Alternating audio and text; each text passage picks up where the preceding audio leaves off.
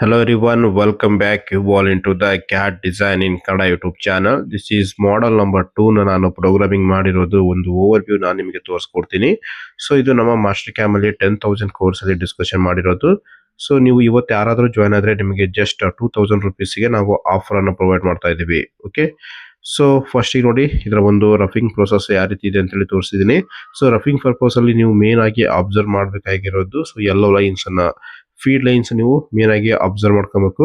ಅದೇ ರೀತಿ ರಫಿಂಗ್ ಆದ್ಮೇಲೆ ಫಿನಿಶಿಂಗ್ ಕೂಡ ಯಾವ ರೀತಿ ಮಾಡ್ಬೇಕು ಅಂತೇಳಿ ಪ್ರತಿಯೊಂದು ಡಿಸ್ಕಷನ್ ಮಾಡಿದ್ವಿ. ಸೊ ಪ್ರೀವಿಯಸ್ ಕ್ಲಾಸ್ ಅಲ್ಲಿ ನೋಡಿ ಈ ರೀತಿ ಟೇಪರ್ ಚಾಂಫರ್ ಇರುತ್ತಲ್ಲ, ಸೊ ಅಲ್ಲಿ ನಾವು ಬೇರೆ ಮೆಥಡ್ ಯೂಸ್ ಮಾಡಿದ್ವಿ. ಬಟ್ ಇಲ್ಲಿ ಆ ರೀತಿ ಯಾವುದೇ ಮೆಥಡ್ ಅಪ್ಲೈ ಮಾಡೋದೇ ಬೇಕಾಗಿಲ್ಲ, ರೈಟ್?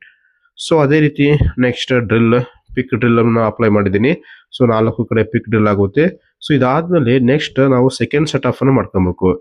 ನೋಡಿ ಸ್ನೇಹಿತರೆ, ಈ ಒಂದು ಮಾಡೆಲ್ ನ ಸೆಕೆಂಡ್ ಸೆಟ್ ಆಫ್ ಹೇಗೆ ಮಾಡೋದು ಅಂತೇಳಿ ನಾನು ನಿಮಗೆ ಡೀಟೇಲ್ ಆಗಿ ಪ್ರೋಗ್ರಾಮಿಂಗ್ ಕ್ಲಾಸಸ್ ಅಲ್ಲಿ ಎಕ್ಸ್ಪ್ಲೈನ್ ಮಾಡ್ಕೊಡ್ತೀನಿ. ಇಲ್ಲಾಂದ್ರೆ ನೀವು ಡೈರೆಕ್ಟ್ ಆಗಿ HMC ಕೂಡ ಪ್ರೋಗ್ರಾಮಿಂಗ್ ಮಾಡಬಹುದು.